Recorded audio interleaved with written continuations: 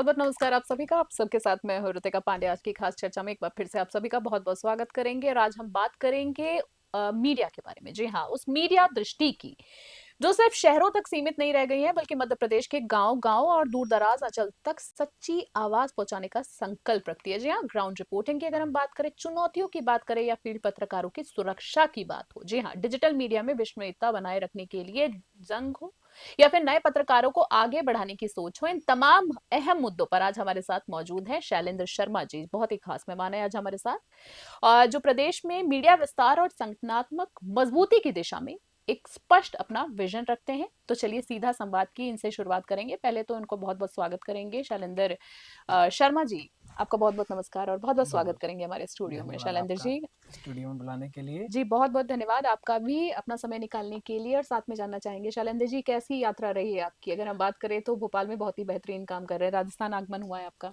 जी, हम लोगों ने इंदौर में ग्राउंड स्तर से काम किया है हम्म। हमेशा। हम्म। पत्रकारिता में थोड़ा सा पुराना अनुभव है जी। और उसी चीज़ को विस्तार को लेकर हम लोग आपसे जुड़े हैं और चाहते हैं काफ़ी अच्छा काम नहीं, बहुत ही करना। बेहतरीन काम कर भी रहे हैं हम कहेंगे। जैसे कि आपका एक अनुभव बहुत बेहतरीन रहा है। अगर हम जी, बात करें, मीडिया की बात करें, तो मीडिया विस्तार की अब मैं थोड़ी सी बात करूं जिसको हम स्ट्रैटेजी बोलते हैं, रणनीति बोलते हैं। शैलेंद्र जी, अगर मैं बात करूं आपसे, मध्य प्रदेश के ग्रामीण और दूर दराज के अंचलों में मीडिया नेटवर्क को मजबूत करने के लिए आपकी विशेष क्या रणनीति है? हम लोग हर ग्रामीण क्षेत्र से चाहते हैं कि कुछ लोग आएँ, हमारे साथ हम्म। जुड़ें, जिससे कि हम लोग मीडिया को और मजबूत करें।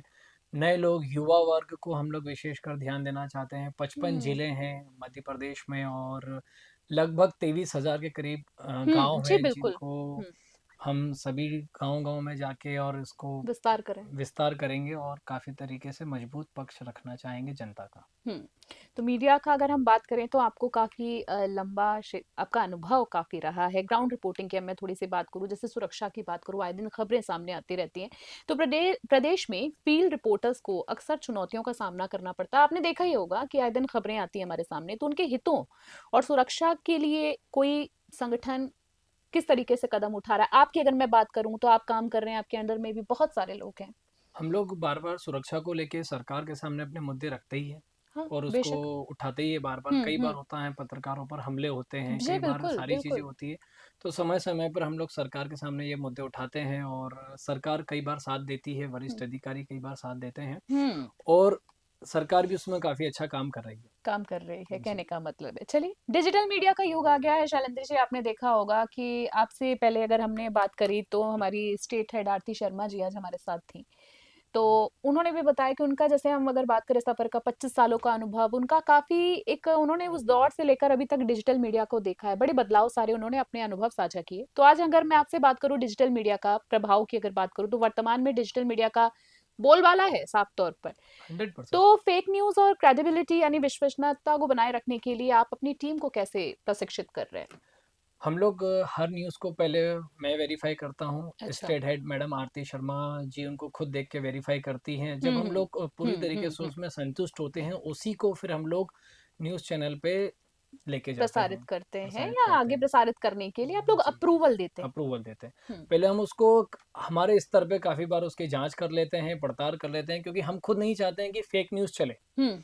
जैसा कि आप कई बार देखते होंगे सारे डिजिटल मीडिया पे आजकल फेक न्यूज़ भरमार है। और आपको नहीं लगता एक शैलेंद्र जी, सबसे बड़ा दिक्कत क्या हो गया आजकल समझ में नहीं आता, यूट्यूबर्स हो गए हैं बहुत सारे। तो यूट्यूब पे कोई भी खबर आई, यूट्यूबर ने कोई उठा के वो डाल दी, तो लोग समझ नहीं पाते कि चैनल कौन-सा है और यूट्यूबर असली न्यूज़ कौन-सी है। एक्ज़ैक्ट अगर आप देखें तो इस टाइम की जो सबसे मेन प्रॉब्लम है, हुँ, न्यूज़ चैनल की, हुँ, पत्रकारिता का सबसे मेन प्रॉब्लम ही ये है कि आजकल हर कोई अपने क्षेत्र में पत्रकार बनना चाहता है, पर हुँ, उसका हुँ, हुँ, हुँ, तरीका सही नहीं है, हुँ, प्लेटफ़ॉर्म सही नहीं है, हुँ, हुँ, हुँ, इसीलिए ही ये सारी समस्याएँ हो रही हैं। हुँ, फेक न्यूज़ जो ज़्यादा से ज़्यादा हो रही है, वो इसीलिए हो रही है। हुँ, देखिए। हम लोग उसको काफ़ी वेरीफ़ाई करके ही चलाते हैं। बिल्कुल, बिल्कुल।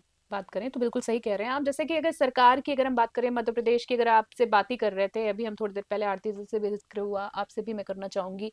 सरकार और मीडिया के बीच का तालमेल कैसा? भोपाल की अगर मैं बात करूँ या ओवरऑल आपसे चलिए मैं बात करती हूँ, तो जनता के मुद्दों को सरकार तक पहुँचाने में मीडिया एक तरह से पुल का काम करती है, हमारा, 100%। है ना? तो इस भूमिका को और अधिक प्रभावी बनाने के लिए आपकी प्राथमिकताएँ क्या हैं? हम लोग सभी अधिकारियों से समन्वय, हुँ, सभी समन्वय है। अधिकारियों से समन्वय, सभी हुँ, राजनेताओं से समन्वय बना हुँ, करके जनता के हित के लिए ही काम कर रहे हैं। हुँ। जी जी। जी। समन्वय अच्छा है, तालमेल अच्छा है, कहने का मतलब है। पत्रकारिता में सबसे मेन तालमेल ही होता है। बिल्कुल, बिल्कुल, बिल्कुल। नए पत्रकारों तो की अगर बात करूँ तो जैसे कि युवाओं के अंदर भी काफ़ी देखने को मिलता है, जुड़ना चाह रहे हैं। तो नए पत्रकारों को अवसर की अगर मैं बात करूँ तो युवा पत्रकार आपके साथ जुड़ना चाहते हैं, उनके लिए चयन की प्रक्रिया कैसी होती है? क्या देखते हैं? क्या ऐसे गुण देखते हैं, जो आपको लगता है कि भविष्य में अच्छा अच्छा कर सकता है, अच्छा अवसर मिल सकता है ऐसे? हम लोग देखते हैं कि सबसे पहले तो इस चीज़ में होती है लॉयल्टी। और जी, जी। काफ़ी अच्छे, हमने स्टार्टिंग में भी यही बोला था कि जो भी आना चाहें हुँ, युवा, हुँ, जिसमें कुछ अलग करने की चाह हो, हुँ, वो हमसे जुड़ सकते हैं। हुँ।